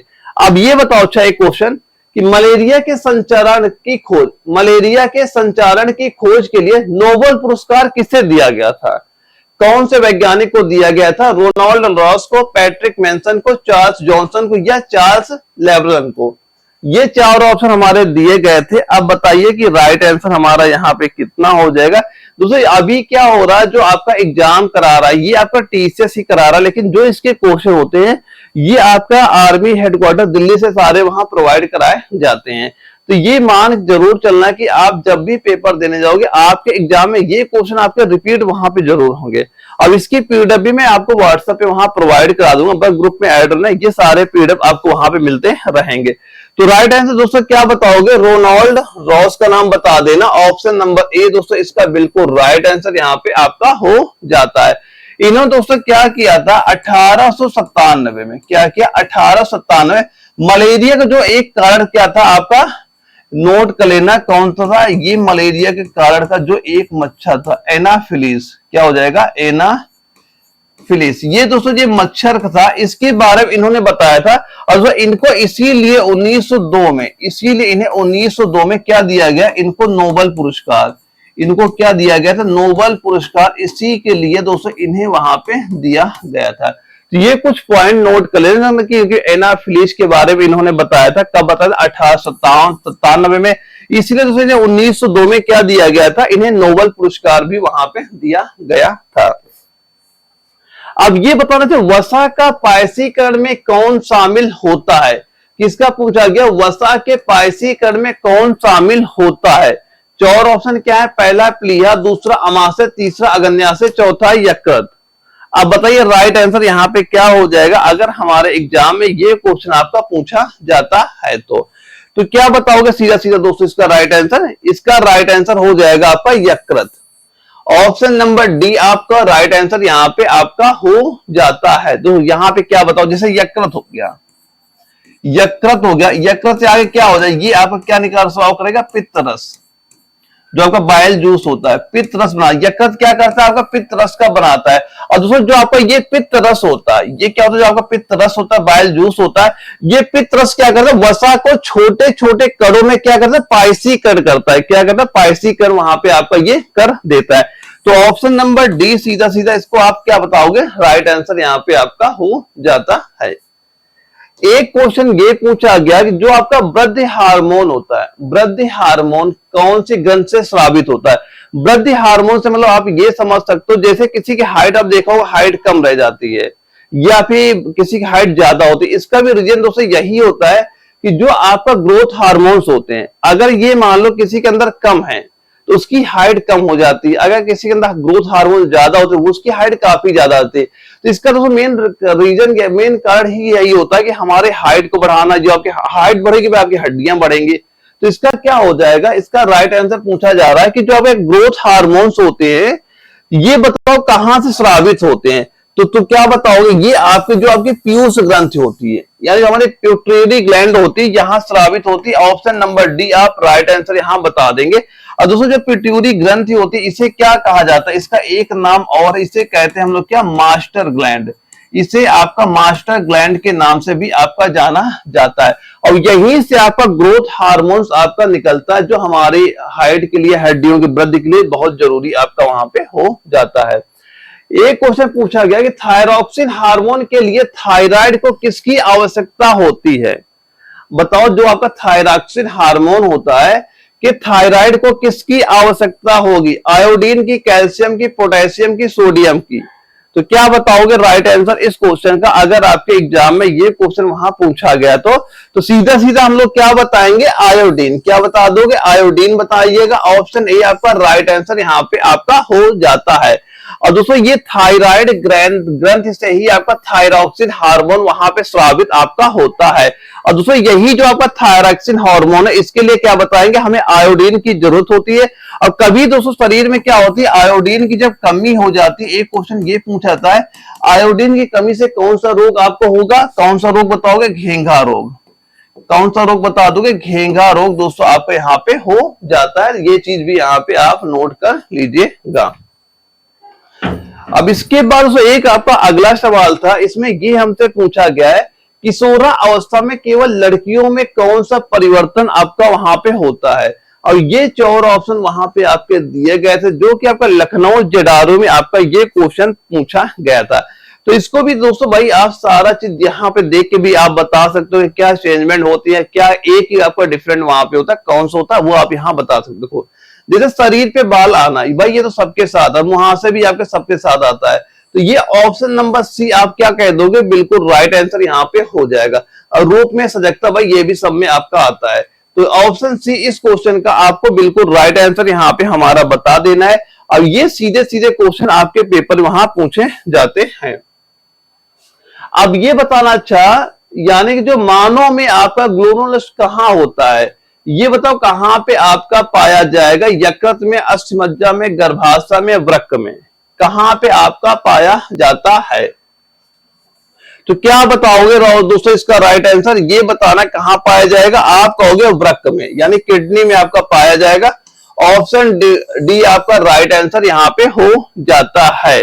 और दोस्तों इसका मेन काम क्या होता है, इसका मेन काम क्या बताओगे, फिल्ट्रेशन करना। इसका दोस्तों मेन काम क्या बता दोगे, फिल्ट्रेशन करना। दोस्तों इसका मेन काम वहां पे होता है। और ये दोस्तों होता है क्या, नेफ्रॉन का भाग। ये क्या होता है आपका, एक नेफ्रॉन का भाग ही दोस्तों आपका होता है। ये क्या होता है आपका, नेफ्रॉन का एक भाग ही होता है। और काम क्या रहता है, फिल्ट्रेशन करना इसका एक काम होता है, यानी निस्यंदन करना, सफाई करना, कुछ भी समझ सकते हो। फिल्ट्रेशन करना इसका एक काम वहां पे आपका हो जाता है। क्या बताओगे इसका मेन काम, इसका मेन काम हो जाएगा आपका फिल्ट्रेशन करना। मेन काम क्या बताओगे, फिल्ट्रेशन करना मेन काम आपका हो जाता है। अब एक सवाल में ये दोस्तों आपका पूछा गया था कि ये बताना हमें कि मनुष्य में कौन सा अंग उत्सर्जन अंग नहीं है। क्या पूछा गया, उत्सर्जन अंग। बताइए कौन सा आपका इसमें उत्सर्जन अंग यहाँ पे नहीं है। जिसे एक छोटी आंत है, त्वचा है, फेफड़े, बड़ी आंत है। बताओ कौन सा आपका उत्सर्जन, उत्सर्जन से आप ये समझ सकते हैं जैसे वो किसी चीज को बाहर निकाल रहा है, हमारे अवशिष्ट पदार्थ होते हैं, किसी चीज को अगर ये बता दो बाहर निकाल रहा है तो भाई वही जो उसी चीज को उत्सर्जन कर रहा है। तो हमें ये पूछा गया कौन सा उत्सर्जन अंग नहीं है, तो क्या बताएंगे इसका राइट आंसर दोस्तों, ये आपका छोटी आंत ही आपका हो जाएगा। ऑप्शन ए आप क्या कह दोगे, बिल्कुल राइट आंसर यहाँ पे आपका हो जाता है। क्योंकि दोस्तों आपकी क्या हो, त्वचा हो गया। त्वचा किसका उत्सर्जन करती है, हम लोग देखते हैं भाई, हम लोग के पसीना निकलता है, कहाँ निकल भाई, ये त्वचा से तो आपको निकलता है। इसके बाद आप देखा होगा जो फेफड़े होते हैं, ये किसका उत्सर्जन करते हैं भाई, कार्बन डाइऑक्साइड। हम लोग ऑक्सीजन लेते हैं, कार्बन डाइऑक्साइड छोड़ते हैं, किसका उत्सर्जन किया, कार्बन डाइऑक्साइड का। अब बड़ी आंत दोस्तों क्या बता दोगे, बड़ी आंत क्या हो, जो आप देखा जो अवशिष्ट पदार्थ जो आपके होते हैं, अवशिष्ट जो पदार्थ इनका उत्सर्जन कौन करता है, ये आपका बड़ी आंत वहां पे करता है। और दोस्तों ये अब छोटी आंत क्या करता है, ये पोषण को अवशोषण करती है, जितने हमारे पोषण होते हैं उनको क्या करें, अवशोषण करती है, किसी उत्सर्जन वहां पे नहीं करती है। तो राइट आंसर क्या बता दोगे, ऑप्शन ए आपका राइट आंसर यहाँ पे हो जाएगा। एक सवाल में पूछा जा रहा है ग्लूकोज पाइरुवेट में कहां परिवर्तित होता है, जो ग्लूकोज आपका होता है ये पाइरुवेट में कहां परिवर्तित होगा, गोल्जी काय में, कोशिका द्रव में, राइबोसोम में, या सूत्रकणिका माइटोकॉन्ड्रिया में, कहां पे होगा। तो क्या बताओगे इसका राइट आंसर, इस क्वेश्चन का सीधा सीधा हम क्या बताएंगे, इसका कोशिका द्रव्य बता देना। ऑप्शन नंबर बी आपका राइट आंसर यहाँ पे आपका हो जाता है। और दोस्तों यह प्रक्रिया आपको साइटोप्लाज्म में होती है, कहां पे होगी, साइटोप्लाज्म में, क्या बताएंगे, कोशिका द्रव्य साइटोप्लाज्म में ये प्रक्रिया आपकी यहाँ पे होती है। और दोस्तों इसी के बाद क्या होता है, इसके बाद आपका जो माइटोकॉन्ड्रिया होता है, इसके माइटोकॉन्ड्रिया में क्या होता है, एटीपी के रूप में ऊर्जा उत्पादन होता है, एटीपी के रूप में आपका ऊर्जा उत्पादन यहाँ पे होता है। लेकिन हम लोग क्या बताएं, ग्लूकोज आपका पाइरुवेट में कहां परिवर्तित होगा, आप बताओगे क्या, कोशिका द्रव्य, आपको यहां बता देना है, क्या बताएंगे, सीधे से राइट आंसर कोशिका द्रव्य आपका राइट आंसर यहाँ पे हो जाता है। अब ये बताओ चाहिए यदि ग्लूकोज में 6 कार्बन है तो पाइरुवेट में कितने कार्बन हो जाएंगे, सीधा सीधा क्या बताओगे, 5 कार्बन, 3 कार्बन, 2 कार्बन या 4 कार्बन, कितने कार्बन आपके वहां पे हो जाएंगे। और ये आपका पुणे जडारो में सीधे सीधे क्वेश्चन आपका ये पूछा गया था। तो क्या बताओगे इसका राइट आंसर, ये हो जाएगा दोस्तों 3 कार्बन। ऑप्शन नंबर इसका बी आपका बिल्कुल राइट आंसर यहाँ पे आपका हो जाता है। और दोस्तों ये क्या होता है आपका ग्लाइसोसिस में हो, कहां पे होता है, ग्लाइसोसिस में आपका होता है, ये चीज भी आप बता देना। तो क्या बताओगे आपका 3 कार्बन इसमें आपके होते हैं, ऑप्शन नंबर बी आपका राइट आंसर यहाँ पे हो जाता है। एक सवाल में ये हमसे पूछा गया मेंडल ने किस पौधे पर प्रयोग किया। अब इसका भी आंसर हर बच्चे को पता ही होगा, क्योंकि ये हम लोग जब बायोलॉजी पढ़ते थे तो वहां पे ये अपना पहला ही क्वेश्चन लगभग हम लोग चैप्टर खोलते थे, ये पहला ही अपना दिख जाता था। यानी कि मेंडल ने किस पौधे पर प्रयोग किया था, कौन सा पैदा हो जाएगा दोस्तों, ये हो जाएगा मटर का पौधा। क्या बताओगे, ऑप्शन नंबर डी आपका बिल्कुल राइट आंसर यहाँ पे आप बता देंगे इस क्वेश्चन का राइट आंसर वहां पे। अब एक सवाल में ये हमसे पूछ रहा है कि निम्न में से कौन सा पौधा परजीवी है। आप बताओ निम्न में से कौन सा पौधा आपका परजीवी है, आम है, अमरबेल है, नागफनी है, या घटपर्णी है। देखो ये आपका परजीवी क्या होता है, परजीवी दोस्तों वो पेड़ पौधे होते हैं कि जो क्या होता है दूसरे पेड़ से अपना भोजन प्राप्त करते हैं। आपने देखा होगा कि मान लो जो गांव में क्या होता है, कई सारे पेड़ ऐसे होते हैं जिनमें खुद दूसरे पेड़ भी वहां पे निकल आते हैं, वो क्या होते हैं, परजीवी पौधे होते हैं। तो ये क्या होता है दोस्तों, जैसे आपका अमरबेल हो गया, जो आपका ऑप्शन बी दिया गया, ये अमरबेल होता है। आप देखोगे जैसे कोई यहाँ पे वृक्ष होता है तो इनकी टहनियों से आप देखो झाड़ी जैसे ऐसे लटके होते हैं यहाँ पे, ये क्या होते हैं, अमरबेल होते हैं। यानी ये परजीवी पौधे होते हैं, ये अपना भोजन उसी दूसरे पौधे से ही वहां बनाना ये अपना स्टार्ट कर देते हैं। अब इसके बाद दोस्तों जो आज से ये आपका आम हो गया, ये क्या होता है, सोपोसी हो गया, नागफनी हो गया, ये सोपोसी होते हैं, यानी ये अपना भोजन खुद वहां बनाते हैं। लेकिन ये क्या अमरबेल क्या होता है, ये आपका क्या बताओगे, ये आपका परजीवी होता है, ये अपना भोजन दूसरे वहां पे दूसरे पौधे पे हमेशा आपका डिपेंड वहां पे होता है। अगला सवाल आता है, इसे ध्यान से पढ़िए फिर बताइए राइट आंसर इसका यहाँ पे क्या हो जाएगा। इसमें सीधा सीधा दिया जा रहा है मनुष्यों में ऑक्सीजन का परिवहन मुख्य रूप से किसके द्वारा किया जाता है। मनुष्यों में ऑक्सीजन का जो परिवहन होता है मुख्य रूप से किसके द्वारा किया जाएगा? श्वेत रक्त कोशिकाएं, रक्त प्लाज्मा, हीमोग्लोबिन या प्लेटलेट्स।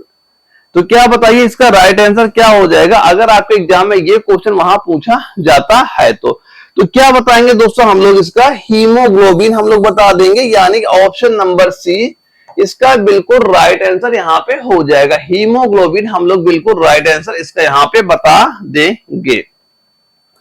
अब इसके बाद दोस्तों एक क्वेश्चन हमारा ये पूछ रहा है कि वॉशिंग सोडा का इस्तेमाल कहाँ किया था। यहां से हमारे केमिस्ट्री क्वेश्चन आपके स्टार्ट हो जाएंगे और टोटल 15 क्वेश्चन हमारा केमिस्ट्री के यहाँ पूछा भी जाता है। अब ये बताना वॉशिंग सोडा का इस्तेमाल कहाँ पे होता है। ये 14 ऑप्शन आपके दिए, जरा ध्यान से एक बार यहाँ पे देखिएगा, जो कि आपका जबलपुर जडारू में सीधा सीधा क्वेश्चन हमारा पूछा गया था। तो यहाँ पे और कुछ चीजें आपसे पूछी जा सकती, जैसे एक यही क्वेश्चन आता कि वॉशिंग सोडा का रासायनिक सूत्र बता दो, ये इसका रासायनिक नाम बता दो। ऐसे भी क्वेश्चन हमारे पेपर में पूछे जाते हैं। तो पहले तो ये बताना दोस्तों, जो आपका ये पहले इसका राइट आंसर क्या बता देंगे, ये दोस्तों आपका हो जाएगा क्या? कठोर जल को नरम करने के लिए, यानी ऑप्शन नंबर सी इसका बिल्कुल राइट आंसर आप यहाँ पे बता देंगे। अब दोस्तों कभी अगर पूछा गया जो आपका वॉशिंग सोडा होता है, अब इसका रासायनिक बताओ, नाम क्या हो जाएगा, रासायनिक सूत्र क्या हो जाएगा? तो इसका रासायनिक नाम क्या बताएंगे? Sodium carbonate decahydrate. Sodium carbonate decahydrate इसका रासायनिक नाम हो जाएगा। और रासायनिक सूत्र की बात करें Na2 क्या बताएंगे? CO3 into 10H2, ये इसका रासायनिक सूत्र दोस्तों आप यहाँ पे बता देंगे। और दोस्तों ये क्या कहता है, जो आपके कठोर जल होते हैं, ये क्या करता दोस्तों, जो आपके क्या होते हैं कठोर जल, कठोर जल में जो आपके मौजूद ये आपके जो आयन होते हैं, ये जो आपके दोस्तों जो ये आपके आयन वहां पे होते हैं, ये क्या होते हैं जो आपके ये +2+ कर लेना ऐसा, ये दोस्तों जो आपके यहाँ पे आयन होते हैं, इनको क्या करता है, इन आयनों को हटाता है, जिससे क्या होता है जल जो होता है क्या होता है मुलायम हो जाता है, जल आपका मुलायम हो जाएगा। अब इसका उपयोग दोस्तों अगर कहा जाए, इसका उपयोग कहाँ कहाँ पे आपका होता है? एक उपयोग दोस्तों क्या हो जाएगा, कांच निर्माण में होता है। कहां पे नोट करोगे, एक उपयोग होता है आपका कांच का निर्माण करने में इसका यूज होता है। दूसरा यूज कहां पे होता है? कपड़े धोने में। और कहां पे यूज बता दोगे इसका? कपड़े धोने में भी इसका दोस्तों आपका यूज वहां पे होता है। तो ये दोस्तों कुछ बेसिक पॉइंट हो जाते हैं हमारे इसके बारे में, जो हमें पता यहाँ पे होने चाहिए थे। एक सवाल ये बताओ, अच्छा ब्लीचिंग पाउडर का सर्वाधिक सक्रिय घटक किसका पूछा गया है? ब्लीचिंग पाउडर का सर्वाधिक सक्रिय घटक बताइए क्या यहाँ पे होगा? क्या 4 ऑप्शन दिएंगे? एक है आयोडीन, फिर है कैल्शियम हाइपोक्लोराइड है, नाइट्रिक एसिड है, अमोनियम सल्फेट है। तो बताइए इसका राइट आंसर हमारा कितना आपका हो जाता है इस क्वेश्चन का? तो सीधा सीधा दोस्तों हम लोग क्या बताएंगे इसका राइट आंसर? ये हो जाएगा हमारा कैल्शियम हाइपोक्लोराइड, जो आपका दिया गया ऑप्शन बी आपका राइट आंसर यहाँ पे आपका हो जाता है। और दोस्तों यहाँ पे ये बताओ ब्लीचिंग पाउडर का कभी अगर ये क्वेश्चन पूछा गया, ब्लीचिंग पाउडर का बताओ रासायनिक सूत्र क्या हो जाएगा? Ca, एक ये Ca ब्लीचिंग पाउडर का क्या रासायनिक सूत्र नोट करना, एक नोट करना ब्लीचिंग पाउडर का CaOCl2। दोस्तों ये भी इसका रासायनिक सूत्र आपका हो जाता है। और यह जल में क्या करता है, घुलकर क्या देता है, क्या देगा, ये जल में घुलकर आपका हाइपोक्लोरिक एसिड देता है। ये क्या करता है, जल में घुल के आपका, आप बताओगे हाइपोक्लोरस, हाइपोक्लोरस ये आपका वहां पे बनाता है, जो क्या करता है कीटाणु को मारता है। क्या बताएगा? ये आपका कैल्शियम हाइपो जो क्लोराइड है ये आपका बनाता है, जो क्या करता है, ये कीटाणुओं को मारता है। ये क्या करेगा आपका कीटाणु, जो आपके क्या हो जाएंगे कीटाणु, कीटाणु को मारने में काम आता है। अब इसका उपयोग दोस्तों कभी पूछा जाए, इसका यूज कहां कहां पे होता है, तो एक दोस्तों यही बता दोगे क्या, जल के शुद्धिकरण में। क्या बता दोगे दोस्तों यहाँ पे, जल के शुद्धिकरण में दोस्तों इसका यूज वहां पे किया जाएगा। या फिर दोस्तों यहाँ पे एक नोट कर लेना, क्या दीवारों की सफेदी, दीवारों की सफेदी, या फिर दोस्तों कीटाणु शोधन में भी इसका वहां पे यूज आपका होता है। तो अगर पूछा गया ब्लीचिंग पाउडर का सर्वाधिक सक्रिय घटक क्या हो जाए, कैल्शियम हाइपोक्लोराइड आपको बता देना। क्या बता दो, कैल्शियम हाइपोक्लोराइड दोस्तों आपको यहाँ पे राइट आंसर बना देना। और ये जल के आप, यह जल में घुलकर दोस्तों आपका हाइपोक्लोरस एसिड, जो आपका ये जो आपका जल में घुल के क्या देता है, ये आपका हाइपोक्लोरिक एसिड यहाँ पे आपका ये देता है, जो क्या होता है कीटाणु को मारने में काम आपका वहां पे आता है। एक सवाल दोस्तों ये हमसे पूछा जा रहा है कि ये बताओ पृथ्वी की भू परपटी में धातु के अयस्क के रूप में पाए जाते हैं, पृथ्वी की भू परपटी में धातु के अयस्क के रूप में पाए जाते हैं, तो बताइए क्या पाया जाएगा? केवल कार्बोनेट होगा, केवल सल्फाइड होगा, ऑक्साइड सल्फाइड और कार्बोनेट होगा, या फिर केवल ऑक्साइड होगा? तो क्या बताओगे इसका राइट आंसर? अगर आपके एग्जाम में ये क्वेश्चन वहां पूछा गया तो आप क्या बताओगे? सीधा सीधा ऑक्साइड सल्फाइड और कार्बोनेट, ऑप्शन नंबर जो आपका सी दिया गया, ये आपका राइट आंसर यहाँ पे हो जाता है। और दोस्तों जो आपकी धातुएं प्राय क्या होता है अयस्क के रूप में आपकी मिलती हैं, जितनी भी धातुएं हमारी होती ज्यादातर क्या होती है, ये आपके अयस्क के रूप में आपकी पाई जाती है। जैसे यहाँ पे ये ध्यान रखना, जैसे एक आपका हेमेटाइट, एक आपका Fe3O3, क्या नोट करो Fe2 यहां लिख लेना, Fe2O3, ये दोस्तों क्या होता है आपका हेमेटाइट है, ये क्या होता है आपका हेमेटाइट है। और ये क्या है दोस्तों आपका ऑक्साइड है, ये दोस्तों क्या है आपका एक ऑक्साइड आपका हो जाएगा। और वैसे दोस्तों एक आपका होता है जैसे कि यहां नोट कर ZnS, ये क्या होता है आपका यहां पे नोट करना एस्फ्लेराइट। और ये दोस्तों क्या होता है आपका सल्फाइड है, ये क्या है दोस्तों आपका जैसे सल्फाइड। और वैसे दोस्तों एक आपका होता है जैसे CaCO3, ये क्या होता है कैल्साइट, ये क्या दोस्तों आपका कैल्साइट है यहाँ पे। और ये क्या दोस्तों आपका कार्बोनेट है, ये क्या है आपका कार्बोनेट आपका हो जाता है। यानी ये अयस्क रासायनिक क्रियाओं द्वारा शुद्ध धातु में बदले आपके वहां पे जाते हैं। तो क्या राइट आंसर बताओ? ऑक्साइड सल्फाइड और कार्बोनेट जो बताएगी आपके हो जाएंगे, क्या हो जाएंगे? ऑक्साइड हो जाएगा, सल्फाइड हो जाएगा, कार्बोनेट हो जाएगा। यानी ऑप्शन नंबर सी आपका बिल्कुल राइट आंसर हमारा यहाँ पे हो जाता है। अब एक सवाल में ये पूछा गया लोहे को कठोर और मजबूत बनाने के लिए क्या मिलाया जाता है? अब इसका भी ऐसा लगभग हर बच्चे को पता ही वहां पे होगा कि लोहे को कठोर और मजबूत हमें बनाने के लिए उसमें हम लोग क्या मिलाएंगे। तो क्या मिलाओगे आप वहां पे? सीधा सीधा क्या बताओगे? कार्बन। क्या मिलाया जाएगा? कार्बन मिलाया जाता है। ऑप्शन सी आपका राइट आंसर यहाँ पे क्या हो जाता है। या दोस्तों अगर लोहा हो गया, लोहा में अगर आप कार्बन मिला देते हैं तो क्या बनता है भाई? ये हो जाएगा आपका इस्पात। क्या बन जाएगा? इस्पात। यानी क्या बन जाएगा? स्टील। क्या बन जाएगा? स्टील। आप बता दोगे। यानी ये मान चलना है कि 0.2% से लेके आपका 2% इसमें क्या होता है? कार्बन। कार्बन मिलाने से उसकी कठोरता क्या होती है? कठोरता और तन्यता क्या होती है? बढ़ आपकी जाती है। कितना मिलाते हैं? 0.2 से लेकर 2% आपका मिलाया वहां पे जाता है। तो ये चीज भी वहां पे आप याद कर लीजिए। परसेंटेज क्या हो जाएगा और क्या चीज मिलाया जाता है कि उसकी जो कठोरता हमारी ज्यादा आपकी वहां पे हो जाएगा। हम क्या बताएं? कार्बन आपका राइट आंसर हो जाता है। एक पूछा गया हेक्सेन का अगला यानी समजातीय सदस्य क्या होगा? हेक्सेन का अगला समजातीय सदस्य बताइए क्या होगा? हेप्टेन होगा, हेप्टीन होगा, पेंटेन होगा, पेंटीन होगा। बताइए क्या आपका राइट आंसर यहाँ पे हो जाएगा। तो ये काउंट कर चलना आपका स्कोर यहाँ पे कितना पहुंच रहा है, क्योंकि ये आपके वही सारे क्वेश्चन हैं जो हमारे पेपर में पूछे जाते हैं। तो यहाँ पे क्या लिखा? हेक्सेन।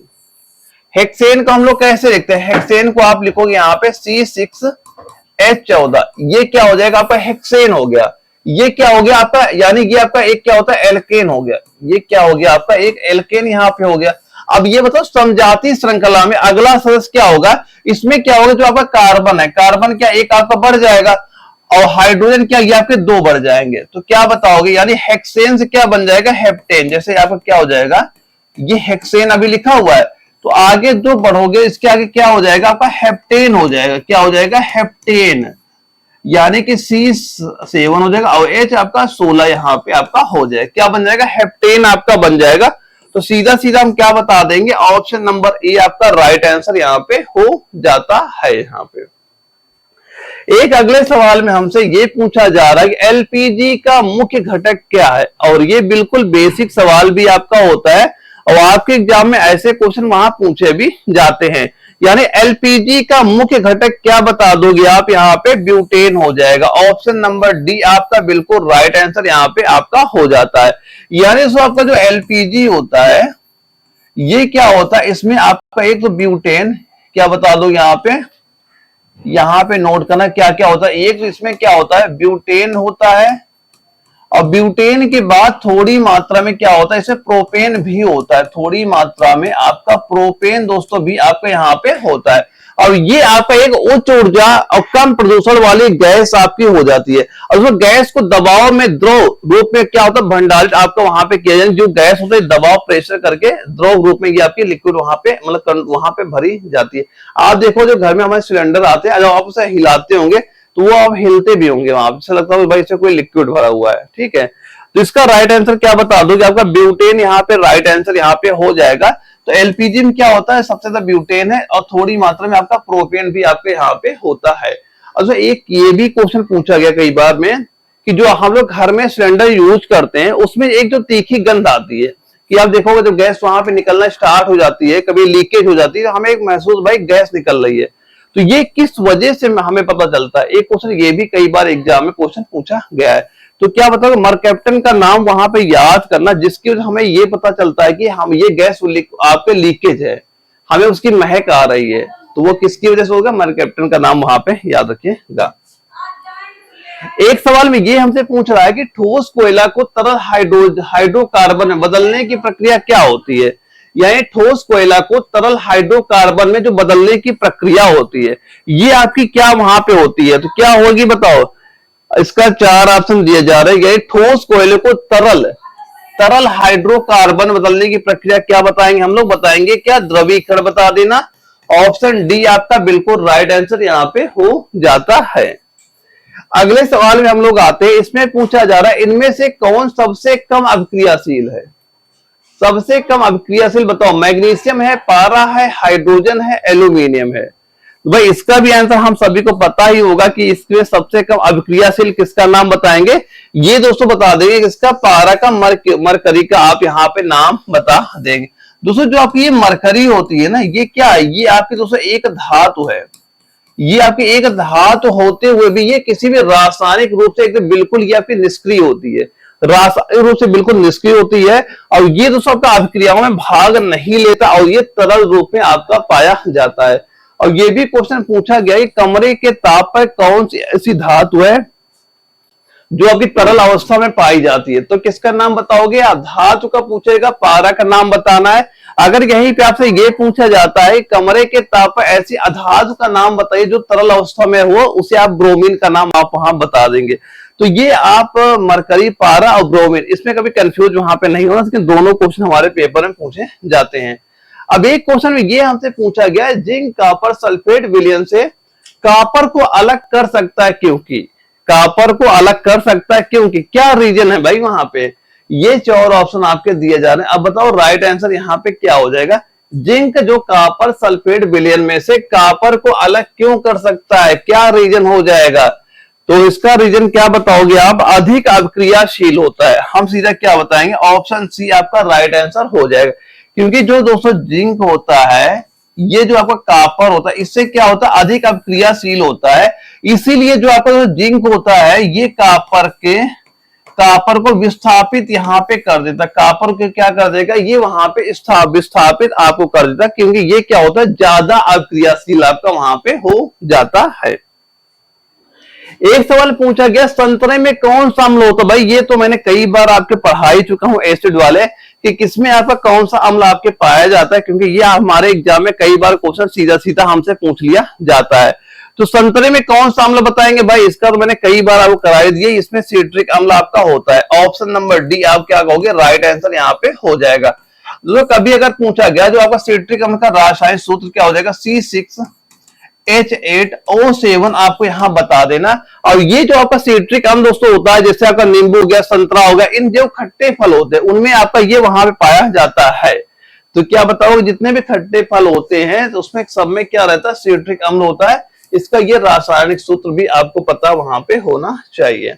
अब ये बताना चाहिए, यदि अभिक्रिया के दौरान कोई पदार्थ हाइड्रोजन ग्रहण करता है, हाइड्रोजन ग्रहण करता है, उसे कहते हैं, मतलब अपचयन कहोगे, अपघटन कहोगे, उदासीनीकरण कहोगे या ऑक्सीकरण कहोगे, क्या आपको उसको कहोगे, क्या कहा जाएगा आपका?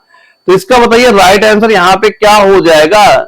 यदि अभिक्रिया के दौरान कोई पदार्थ हाइड्रोजन ग्रहण, अगर हाइड्रोजन वो ग्रहण करेगा हम लोग क्या कहेंगे उसका? भाई क्या हो रहा है? अपचयन हो रहा है।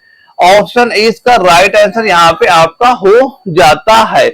यानी यहां उदाहरण से आप एग्जाम्पल के इतना याद करो, यदि अभिक्रिया के दौरान कोई पदार्थ हाइड्रोजन ग्रहण कर लेता है, हाइड्रोजन अगर ग्रहण किया, क्या बताओगे? उसका अपचयन वहां पे हो गया। जैसे ये मान चलो कि एक हम एग्जाम्पल के तौर पे देखें, इसमें आप हाइड्रोजन लिख लेना। अब ये क्या हुआ है, इसमें के बाद ये जल का यहां पे बन जाएगा जल। यहां पे इसका क्या हो गया? इसका दोस्तों क्या बताओगे आप? यहां बताओगे अपचयन हो गया, यानी हाइड्रोजन ग्रहण करके इसका क्या हुआ? आपका अपचयन यहां पे हो जाता है। यही आपका राइट आंसर यहां पे हो जाएगा। अब ये बताना था रेडियम किस खनिज से प्राप्त किया जाता है? जो आपका ये रेडियम होता है ये किस खनिज से आपका प्राप्त होगा? जो कि आपका पुणे जडावरों में सीधे सीधे क्वेश्चन हमारा ये पूछा गया था। तो क्या बताएंगे कि रेडियम किस खनिज से प्राप्त होगा? तो यानी कि रूटाइल होगा, हेमेटाइट होगा, चूना पत्थर, पिच ब्लेंड। तो क्या राइट आंसर बताएंगे हम लोग? पिच ब्लेंड बता देंगे। ऑप्शन डी आपका राइट आंसर यहाँ पे हो जाता है। पिच ब्लेंड का सूत्र नोट कर लेना, U3O8 हो जाएगा आपका। क्या ये पिच ब्लेंड आपका हो जाएगा? और इसमें क्या होता है दोस्तों आपका? यहाँ पे यूरेनियम और थोड़ी मात्रा में आपका रेडियम होता है। दोस्तों ये आपका जो रेडियम होता है इसमें क्या होता है? जो आपका रेडियम का अयस्क होता है पिच ब्लेंड होता है। इसमें क्या होता है? थोड़ी मात्रा में यूरेनियम और क्या होता है? रेडियम आपका होता है। यहां पे नोट कर लेना, इसमें आपका थोड़ी मात्रा में क्या क्या आपका होता है। तो इसमें यही नोट कर लेना, इसमें क्या क्या आपका हो जाएगा। पहले इसका रासायनिक सूत्र बताओ कि जो आपका पिच ब्लेंड है इसका रासायनिक सूत्र अयस्क का क्या लिख दोगे आप? U3O8 यहाँ पे आप लिख देना। और इसमें क्या लिखो? थोड़ी मात्रा में क्या होता है? इसमें आपका एक हो जाएगा यूरेनियम। एक क्या बता दोगे आप? यूरेनियम बता देना। और यूरेनियम बाद थोड़ी मात्रा में आपका रेडियम होता है। थोड़ी मात्रा में आपका यहाँ पे रेडियम होता है। और दूसरा जो आपका ये रेडियम होता है, रेडियम क्या होता है? ये आपका एक प्राकृतिक रेडियोधर्मी तत्व होता है। क्या? प्राकृतिक रेडियोधर्मी आपका तत्व भी आपका यहाँ पे होता है। अगले सवाल में क्या हमसे पूछ रहा है कि ब्लैंक यानी ब्लैंक एंड व्हाइट फोटोग्राफी में किस रसायन का प्रयोग होता है? ब्लैंक एंड व्हाइट फोटोग्राफी में किस रसायन का प्रयोग होता है? यानी ब्लैक एंड व्हाइट समझ लेना कि जो आपके ब्लैक एंड व्हाइट आपने फोटो देखे होंगे, पहले फोटो चलती थी, वहां किस रसायन का प्रयोग वहां पे किया जाता था? मतलब सिल्वर ब्रोमाइड है, सिल्वर ऑक्साइड है, सोडियम क्लोराइड है या सोडियम ऑक्साइड है? तो क्या इसका राइट आंसर आप बताओगे? तो ये हो जाएगा दोस्तों सिल्वर ब्रोमाइड। सिल्वर ब्रोमाइड आप बता दो क्या हो जाएगा आपका? सिल्वर ब्रोमाइड आपका बिल्कुल राइट आंसर, यानी ऑप्शन नंबर ए हमारा राइट आंसर यहाँ पे हो जाएगा। और जब इस पर प्रकाश डाला जाता तो यह काला पड़ जाता, जिससे क्या होता है? वहां पे एक छवि बन जाती है। इसमें जब भी प्रकाश डालते हैं वो बिल्कुल क्या होता है? काला वहां पड़ जाता है। तो किसका यूज होता है? सिल्वर ब्रोमाइड का आपका यूज वहां पे किया जाता है। अब ये क्वेश्चन पूछा गया है, जब लेड नाइट्रेट को पोटेशियम आयोडाइड के साथ मिलाया जाता है तो बनता है। जब लेड नाइट्रेट को पोटेशियम आयोडाइड के साथ मिलाया जाता है तो क्या बनता है? ये हमसे पूछा जा रहा है। तो क्या बनेगा वहां? पीले रंग का पोटेशियम नाइट्रेट बनेगा, काले रंग का पोटेशियम नाइट्रेट बनेगा, यह रंगहीन लेड आयोडाइड बनेगा, यह पीले रंग का लेड आयोडाइड बनेगा। तो क्या आपका बनेगा? ये चीज यहां पूछी गई है। तो क्या बताएंगे? सीधा सीधा राइट आंसर इसका हम लोग बताएंगे पीले रंग का लेड आयोडाइड बनता है। ऑप्शन नंबर डी आपका राइट आंसर यहाँ पे हो जाता है। क्या दिया गया? जब लेड नाइट्रेट को पोटेशियम आयोडाइड से, यानी कि पोटेशियम आयोडाइड, यहां पे अगर हम बात करें यहाँ पे पी क्या हो जाएगा इसका? यहां पे आप लिखेंगे PbNO3 का whole twice plus potassium iodide. यहां पे जो इनके रासायनिक क्रिया होती है क्या बनता है? यहां बनेगा PPL2, जो कि ये क्या होता है? पीला अवक्षेप होता है। ये दोस्तों क्या होता है? यही आपका पीला अवक्षेप होता है। पीला अवक्षेप दोस्तों यही आपका हो जाता है। और प्लस क्या बन जाएगा? KNO3 यहां बन जाएगा। और दोस्तों ये आपका एक डबल विस्थापन अभिक्रिया यहां पे होती है। और ये दोस्तों जो आपका PBL2 हुआ है यही पीले रंग का क्या होता है? एक ठोस होता है। यही क्या होता है? पीले रंग का आपका ठोस यहाँ पे होता है। तो पीले रंग का लेड आयोडाइड आपका यहाँ पे बन जाता है। तो आप क्या बता दोगे इसका, जो आपका पीले रंग का ये लेड आयोडाइड दिया गया है, ऑप्शन नंबर डी इसका बिल्कुल राइट आंसर यहाँ पे आपका हो जाएगा। इसके बाद एक सवाल आपका फिजिक्स का, केमिस्ट्री का ही है यहाँ पे। इसमें पूछा गया इनमें से कौन सा तो एक धातु है, बताओ। कार्बन, बोरान, सिलिकॉन, लोहा। भाई धातु अधातु ये बहुत अच्छे पढ़ के जाना, ये कंफर्म है कि धातु अधातु आपके एग्जाम में हर साल क्वेश्चन आया हुआ है, तो इस बार भी आपके एग्जाम में क्वेश्चन पूछा जाएगा। धातु अधातु अच्छे से आप वहां पे पढ़ के जाइएगा। तो बताओ इनमें से कौन सा तत्व एक धातु है, तो क्या बताओगे, आपका जो आयरन है, जो लोहा है, ये क्या हो जाएगी, धातु। ऑप्शन डी आपका राइट आंसर यहाँ पे हो जाता है। और दोस्तों इसके बाद जो आपका कार्बन हो गया, कार्बन क्या है आपका एक अधातु है। कार्बन क्या है आपका, ये आपका एक अधातु यहाँ पे हो जाएगा। अब बोरान जो दोस्तों सिलिकॉन दिए गए, ये क्या हो जाएंगे, एक आपके अर्ध धातु, ये क्या हो जाएंगे, अर्ध धातु। और धातु क्या, लोहा आपका धातु होगा, कार्बन अधातु है, बोरान सिलिकॉन ये आपके अर्ध धातु आपकी वहां पे हो जाती है। इसके बाद अगले सवाल में पूछा गया, फिजिक्स का पहला सवाल हमारा यहाँ पे आ जाता है। एक बार ध्यान से सवाल पढ़िएगा। दिया गया एक समान तल वाली सीढ़ी और सीधी सड़क पर नियत त्वरण से दौड़ने वाली कार के संबंध में इनमें से कौन सा कथन सत्य है। अब एक बार ये सारे कथन पढ़िए, फिर बताइए सत्य कौन सा। आपका जबलपुर जडारो में ये क्वेश्चन हमारा पूछा गया था। एक बार ध्यान से पढ़ो, फिर बताइए इसका राइट आंसर आपको यहाँ पे क्या हो जाएगा इस क्वेश्चन का। ध्यान से पढ़िए, राइट आंसर क्या आपका हो जाएगा। तो क्या बताएंगे वो, कार का वेग निरंतर बदल रहा है। Option number D, option number D जो आपको यहाँ पे दिया कि इनमें से कौन सा कथन सत्य है। तो कार का वेग निरंतर बदल रहा है, तो ऑप्शन डी यही आपका बिल्कुल सत्य यहाँ पे हो जाए। क्या दिया गया, एक समान तल वाली सीधी सड़क पर नियत त्वरण से, क्या लिखा, नियत त्वरण से दौड़ने वाली कार। अब वो अगर नियत त्वरण से वहां पे दौड़ रहे तो क्या बताएंगे, वो कार का वेग निरंतर आपका बदलता ही रहेगा, यानी उसका वेग हमेशा बढ़ता ही वहां पे रहेगा। तो क्या बता देंगे आप, ऑप्शन नंबर डी आपका बिल्कुल राइट आंसर हमारा यहाँ पे हो जाता है। अब ये बताना था निम्न में से किस राशि का मान स्थान बदलने पर भी परिवर्तित नहीं होता है। किसका मान परिवर्तित यहाँ पे नहीं होगा, बताओ। द्रव्यमान होगा, घर्षण के कारण बल होगा, वजन होगा, गुरुत्वाकर्षण होगा। किसका मान नहीं बदलेगा भाई, द्रव्यमान का। ऑप्शन ए आपका राइट आंसर यहाँ पे आपका हो जाएगा। द्रव्यमान हर जगह आपका स्थिर ही वहां पे रहता है, लेकिन वजन क्या होता है दोस्तों, वजन क्या होता है, वेट होता है। ये स्थान के साथ साथ इसका मान बदलता ही जाता। आप ये मान चलना, जैसे आप अगर पृथ्वी पे हो, अगर आप 60 किलो के हो, अगर वहीं पे आपका चंद्रमा पे आपका वेट किया जाए तो आपका वेट क्या हो जाएगा भाई, आपका हो जाएगा 1/6। यहाँ 60 किलो का, वहां पे हो जाएगा 10 केजी का। क्योंकि क्या होता है, चंद्रमा पर जो गुरुत्वाकर्षण है वो 2/6 आपका हो जाता है पृथ्वी के।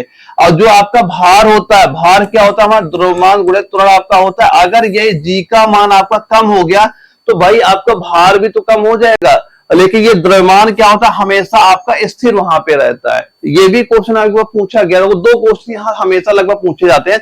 एक क्वेश्चन आपसे ये पूछा जाता है कि अगर आपका वेट पृथ्वी पर मान लो जितना भी वेट दे दे, हमने एग्जांपल माना 60 किलो है, तो आपसे पूछा गया चंद्रमा पर कितना वेट आपका होगा, भाई आप बताओ 1/6। जितना भी आपका वेट दिया जाएगा उसका 1/6 आप कर देना, तो आपका चंद्रमा पे आपका वेट वहां पे निकल के आ जाएगा। अब एक क्वेश्चन दोस्तों ये आपसे पूछा जाता है कि अगर 2 व्यक्ति हैं, उनके बीच की दूरी 17 मीटर है, अगर वो आपस से बात करें तो उनकी ध्वनि कितने समय बाद सुनाई पड़ेगी। एक ऐसा क्वेश्चन आता है। एक क्वेश्चन ऐसा ही पूछा गया था पेपर में कि चंद्रमा पे एक बम फटा पीछे, ठीक, मान लो बीच की दूरी दे दी 300 मीटर। अब ये बताओ उस व्यक्ति को उस बम की धमाके की आवाज कितनी देर में सुनाई पड़ेगी। तो भाई ऐसे क्वेश्चन पूछे जाएंगे। हमेशा इसमें बताना कि वह व्यक्ति वो आवाज नहीं सुन सकता। इसका रीजन क्या होता है कि जो ध्वनि की चाल होती है उसके मतलब गमन के लिए, चलने के लिए किसी न किसी माध्यम की आवश्यकता होती है, और चंद्रमा पे कोई माध्यम वहां पे नहीं है, क्योंकि वहां पे बिल्कुल निर्वात है, यानी कोई गैसें वहां पे नहीं पाई जाती हैं। और ये क्वेश्चन पेपर आपके पूछे भी वहां पे गए हैं। अब एक सवाल पूछा जा रहा है, किस सिद्धांत पर नियम के आधार पर वस्तुएं पानी में तैरती हैं। ये पानी में जो वस्तुएं तैरती हैं, नियम किसने दिया था। ये 4 ऑप्शन आपके दिए जा रहे हैं, इसका भी आंसर लगभग सभी को पता होगा। आर्किमिडीज का सिद्धांत आपका यहाँ पे होता है। ऑप्शन सी आपका राइट आंसर हो जाता है। अब दोस्तों यहाँ पे ये ध्यान रखना कि जैसे कि कई बार क्वेश्चन पूछा जाता है कि जैसे कोई नाव होती है, अब ये बताओ, ये जल में तैरती है, ठीक है। मान लो नाव का वेट आपका हो गया हो यहाँ पे 10 केजी, मान लो 100, अच्छा 10 ही केजी मान लो, एग्जाम्पल से ले रहे हैं। अब वहीं पे हम लोग कहते हैं कि अगर कोई एक सुई होती पतली सी, जो मान लो बिल्कुल ग्राम में हो, मान लो वो 1 ग्राम की है। अब यहाँ पे ये क्वेश्चन पूछा जाता है, इसका रीजन क्या होता है, नाव पानी में नहीं डूबती, अब वो छोटी सी पिन वहां पे डूब क्यों जाती है। तो इसमें दोस्तों क्या किसका नियम लगता है, आर्किमिडीज सिद्धांत ही दोस्तों यहाँ पे लगता है। यहाँ पे दोस्तों ये होता है, जो ये नाव द्वारा क्या होता है, जो ये दल हट, जो यहाँ पे जल होता है अगल बगल, जो ये जल को विस्थापित करती है, उसका भार इस नाव के भार से क्या होना चाहिए, यानी जो जल ज्यादा हटा है और नाव का भार कम हो, तब तो ये वहां पे तैरती हुई रहती है। और सुई क्या है दोस्तों, सुई जैसे हम लोग डालते हैं, ये इतना जल नहीं हटाती है जितना इसका भार होता है, इसीलिए वहां पे वो डूब जाती है। तो यही रीजन दोस्तों होता है। और ये किसका सिद्धांत होता है, आर्किमिडीज का सिद्धांत आपका यही वहां पे कहलाता है। ऑप्शन नंबर क्या बताओगे, सी आपका राइट आंसर यहाँ पे हो जाएगा। अब एक सवाल में ये हमसे पूछा जा रहा है, किसी वस्तु का ताप किसका सूचक है, यदि किसी वस्तु का जो ताप होता है आखिर सूचक किसका होता है, बताओ। ये 4 ऑप्शन यहाँ पे दिए गए, एक बार 4 ऑप्शन ध्यान से पढ़िए, जो कि आपका दानापुर जड़ावर में क्वेश्चन हमारा ये पूछा गया था। तो हम लोग इसका राइट आंसर क्या बताओगे, सीधा सीधा ये दोस्तों हो जाएगा क्या, उसके अणुओं की औसत ऊर्जा का। हाँ, ऑप्शन नंबर बी दोस्तों आपको क्या बताओगे, सीधा सीधा ऑप्शन बी आपका राइट आंसर यहाँ पे हो जाता है। यानी ताप वस्तु के अणुओं की औसत गति ऊर्जा का सूचक आपका यहाँ पे हो जाता है। और उच्च ताप का मतलब यह है कि अणुओं की औसत गति ऊर्जा का बढ़ना वहां पे। तो सीधा सीधा आपको ऑप्शन नंबर बी आपको राइट आंसर यहाँ पे मार देना है। अब ये जो हमारा लास्ट क्वेश्चन आपका हो जाता है आज के ये प्रैक्टिस सेट की। यहाँ जितने भी क्वेश्चन हम लोगों ने किए हैं सारे आप अच्छे से तैयार करना, आपका जब भी एग्जाम लगेगा आपके एग्जाम में यहाँ क्वेश्चन आपके पूछे जाएंगे। इसमें क्या पूछ रहा है कि किसी वस्तु का ताप में वृद्धि का अर्थ क्या है। अभी इससे मिलता जुलता ही क्वेश्चन जो अभी हम लोगों ने यहाँ पे सॉल्व किया था। एक बार ये 4 ऑप्शन आप ध्यान से पढ़िए, फिर बताइए इसका राइट आंसर यहाँ पे कितना हो जाएगा कि किसी वस्तु के ताप में वृद्धि का अर्थ क्या होता है वस्तु की। बताओ इन 4 ऑप्शन में राइट आंसर यहाँ पे आपका कितना हो जाएगा। तो आप तो इसका राइट आंसर क्या बता दोगे, गतिज ऊर्जा बढ़ गई। क्या बता देंगे, गतिज ऊर्जा बढ़ गई। ऑप्शन नंबर ए आपका राइट आंसर यहाँ पे आपका हो जाता है, क्योंकि ताप बढ़ने से दोस्तों जो उसकी काइनेटिक एनर्जी होती है क्या होती है, वो आपकी बढ़ जाती है। तो ऑप्शन ए आपका बिल्कुल राइट आंसर यहाँ पे आपका हो जाएगा। अब दोस्तों ये जो क्लास की पीडीएफ में अपने जो व्हाट्सएप ग्रुप है वहां मैं प्रोवाइड करा दूंगा, और यहाँ पे जो डेली क्लास है और ये सारी क्लास अच्छे से प्रैक्टिस करना, रिवीजन करना। आपका जब भी वहां पे एग्जाम लगेगा इसके बाहर कोई क्वेश्चन आपका वहां पे नहीं जाएगा। तो ओके दोस्तों, हम लोग मिलेंगे कल एक अगले प्रैक्टिस सेट में, तब तक के लिए जय हिंद।